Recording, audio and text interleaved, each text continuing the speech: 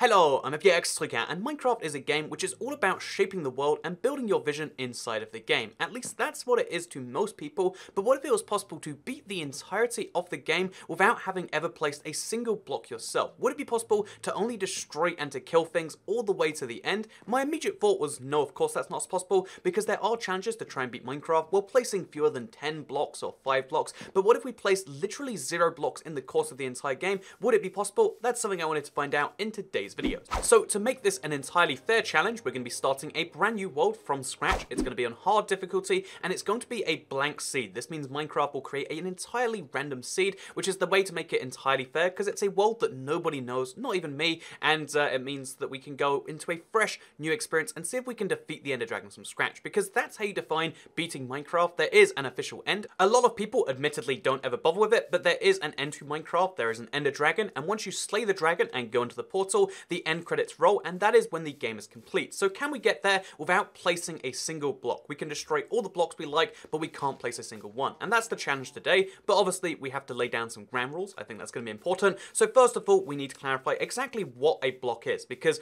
although I think blocks are fair enough to be created by the game, I don't think I can place down the block, which is using the place block function. So if I use the right click or the left trigger or whatever button it would be right there, and I place this block on the ground, that would be an instant failure. No form of block placement can be done, and a block is anything that takes up an entire block of space or is clearly designed to be that way. So anything that would be in the creative inventory as a block that's not a 2D item, basically.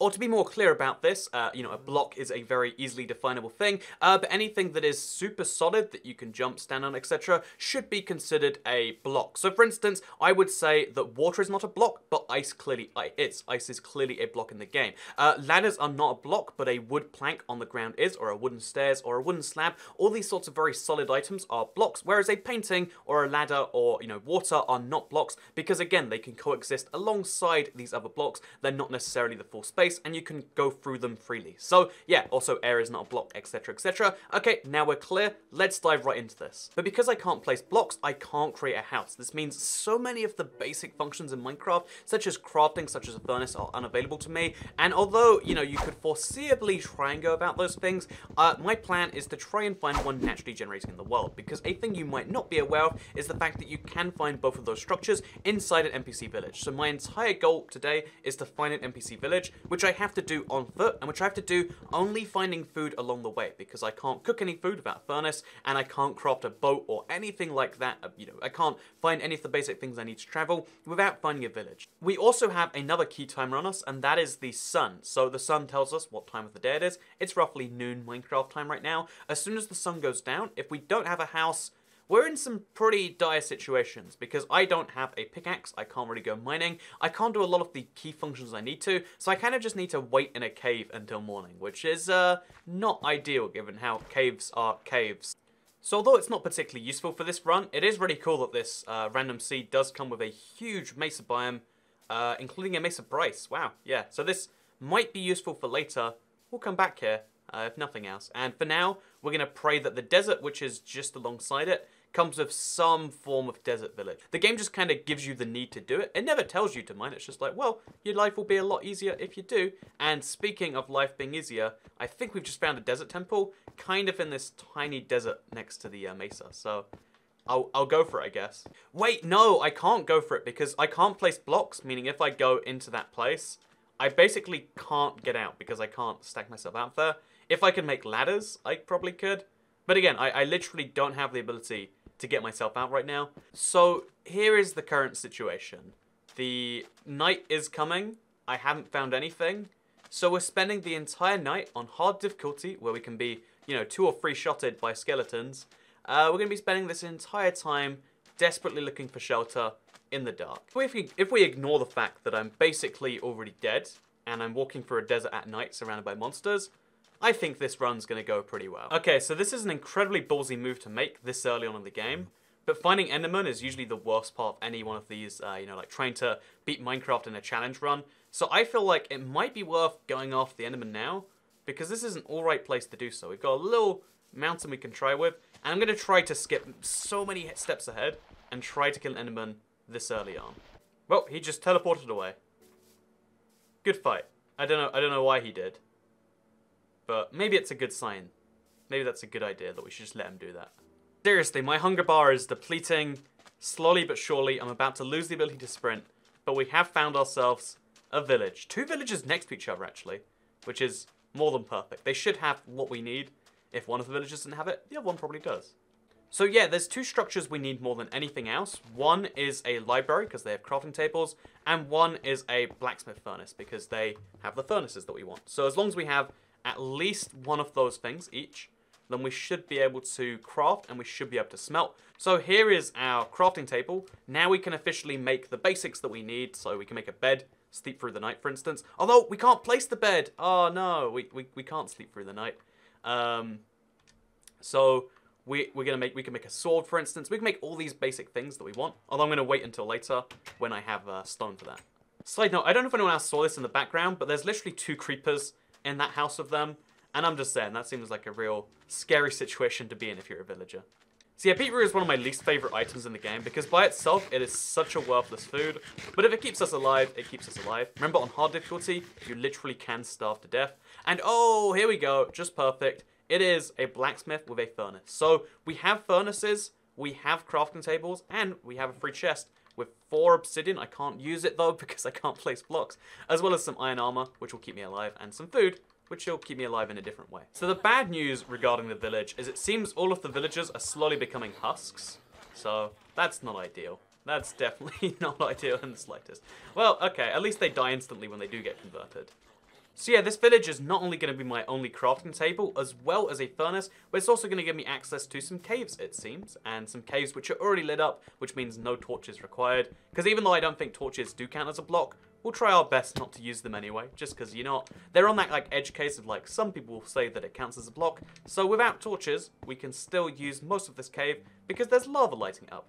Oh my god, what are the odds of this? Below the cave village too, there's also a zombie spawner, which we have to destroy ASAP, and we literally can't. Okay, there is a real problem at foot here, because we have a zombie spawner, which is activating as we speak, and I just need to deactivate it. There we go.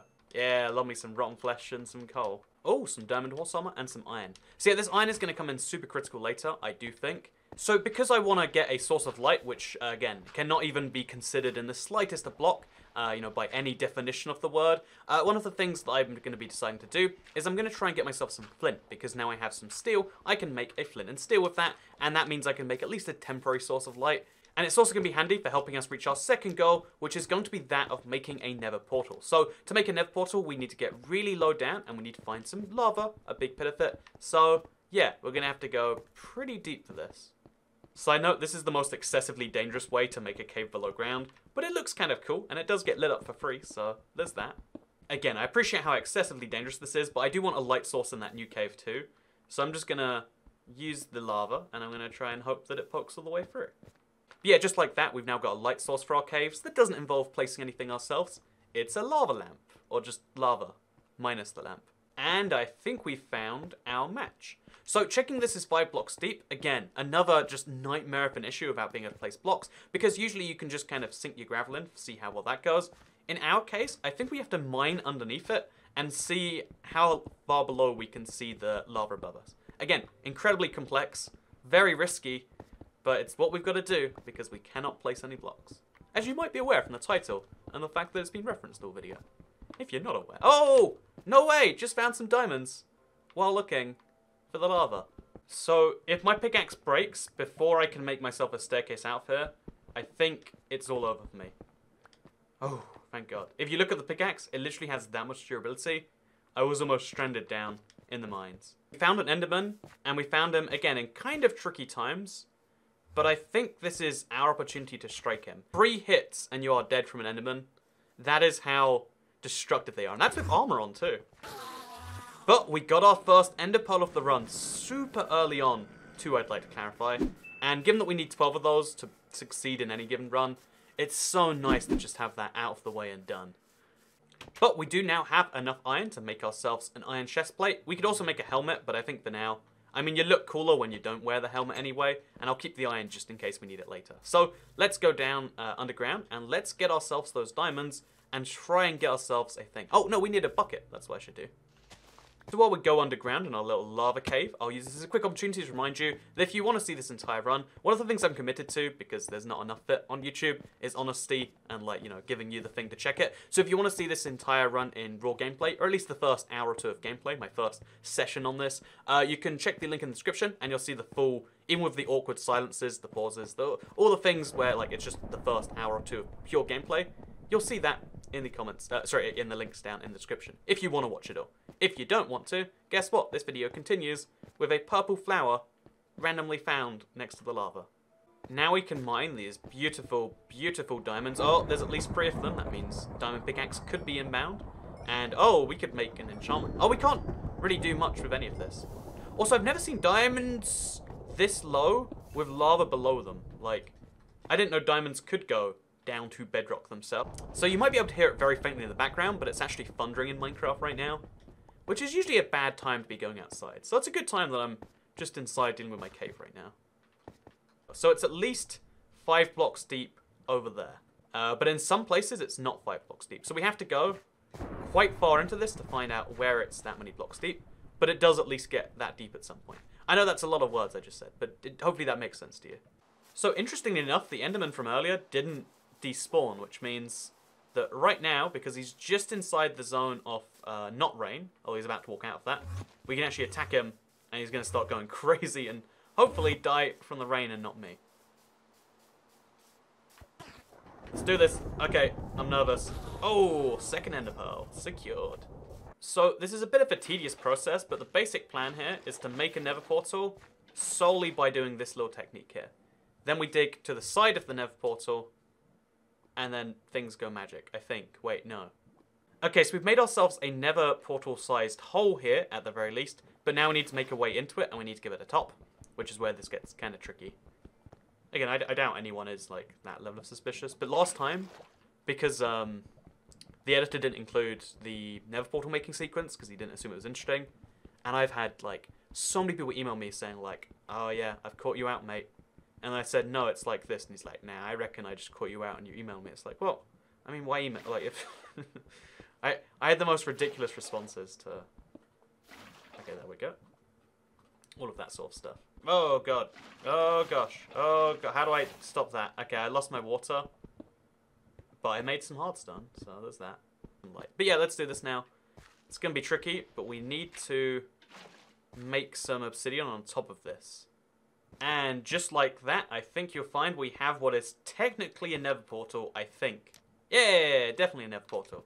So this is my source of light for the nearby area, but just to make sure that it doesn't get dark and depressing, because I accidentally covered the entire thing in obsidian, I'll make a little hole just over here, so we can see through to the lava. So yeah, the nether is going to be the scariest part of this run. There is a real danger the portal will just kill me, because usually you have to defend the portal by placing blocks all around it, but today we can't do any of that. Instead, we walk in, and we pray that we don't just instant die. And we could be right below lava. That could just be our life now. Hey, but it's not our life now. Instead, we got a pretty good spawn, all things considered. So yeah, as soon as you get into the nether, one of the first things you always want to do is get a good perspective of what's around the area. Oh, there's an enderman apparently. But you want to get a good perspective of what you can see and where it is. Like, you need to find this nether fortress ASAP. And in our case, we need to find it with an easy route in and out. So we need to do that while being attacked by a ghast that we can't really attack back too easily. So yeah, we've now finished Challenge 3. Challenge 4 is to get into the nether fortress. Again, we can't place blocks. We have to just mine our own pathway in there. And then to kill some blazes and come out alive, which is actually harder than it sounds, given the amount of damage that these enemies do. And it's damage that armor cannot protect you against, because it's withering damage and it's fire damage. It hits right through your armor. So yeah, it's scary stuff is my point. Because of the fact that we can't bridge over to it, there's only really one part of the nether fortress which is easily accessible, and it has 4 wither skeletons before it has anything else. Okay. Oh gosh, oh gosh, oh gosh. Okay, we're in. Oh man, that was too much for me. Okay, so we're in, but we've got a long way to spiral ourselves up here, digging through the nether fortress to get to the bits we want to. Okay, we found a safe way in. Here's the blaze. Let's go for it. Let's go, let's go, let's go. Have to kill them before they do any fire damage to me, which is easy enough. And now we wait here. We camp out, and we let the blazes spawn. We kill them. We let the blazes spawn. We kill them. till we get all the juicy blaze rods, of which we currently have none. Oh my god, so this is why it's terrifying. Oh gosh, okay. This is the big one. Can we survive it? Yes, we can. So that's 8 blaze rods. That's probably more blaze powder than we're ever going to need. If we need more than that, then there's a serious issue going on. And let's pretend that that's not a possibility. So, we should be mostly done with the Nether now. I think a good bit of planning and the weirdest tunnel I've ever made has actually made this one of the easiest Nether runs I've done in a while. Like, it was an intimidating moment. I was very close to almost taking damage and dying. But because I didn't, it means it was easy. So now we can't go near our portal because we've got 2 ghasts desperately trying to kill me. But I mean, besides that, we're doing pretty well. Oh, man. Okay, so it's super weird going in and out of this, and somehow we've got the luckiest thing in the world. It's an Enderman that fell through the portal. This is God's gift to me. So I have to be really careful he doesn't fall back through, which he will if I hit him. He might even if I don't hit him, actually. So let's give him some room to walk. Let's hop in there with him, and then let's just hit him out of there. There we go, there we go. Perfect. He's trapped in that little single block. And we can kill him. Give me that ender pearl, Enderman. Yes! That is the easiest ender pearl I've ever gotten. That I actually have all the blaze rods I need, and I just need to get some ender pearls now. So, phase 4 is going to be really tricky, because we have to kill endermen without placing blocks. This is quite tricky, because it means we have to dig holes in the environment while endermen are around, and other mobs trying to get us. It basically is a little bit of a challenge, but we're going to try our very best to kill them. And my little defense is going to be using horses, and I'm going to use the horse, a fast horse that is, to just run away. This is the slowest horse I've ever seen. Seriously, look at the speed of this horse. It is laughably slow. He runs at my walking speed, but he can jump pretty high, so I guess that's his thing. So I was looking for a horse to help me look for endermen to kill, but I found an enderman first, so I guess we'll just kill the enderman. I mean, that makes sense to me, right? So the trick is, when you're fighting endermen, if you want to find them at all times, go into third person. It'll help you out a lot with stuff like this. And yeah, we're going to go into a little cave. Just eat some meat, make sure we don't die. So I found a random horse just roaming the desert by himself. Let's hope this boy. Okay, he's not a very smart horse, but maybe he's a fast horse. Hey, he's a fast horse. Perfect. So now we put our horse armor on him because he's going to need it after all those cacti he walks into randomly. And now we go look for endermen. Aha, another enderman. So at this point, I actually do feel confident just to take them down on the ground by themselves. It's scary, and they can really, really make you nervous. Especially like this, but we should be fine. Especially when they just disappear. That's the worst of it. There's an enderman who wants to kill me, and he's just gone missing. So this zombie has an enchanted... Oh no! Phantoms are coming out. We can't deal with phantoms because we aren't not able to sleep. But we have an enchanted helmet, so there's that. So yeah, phantoms are a real problem for me. I literally cannot sleep in this run. So, an issue I didn't even foresee. I thought it was smooth sailing. I thought this was the easiest run.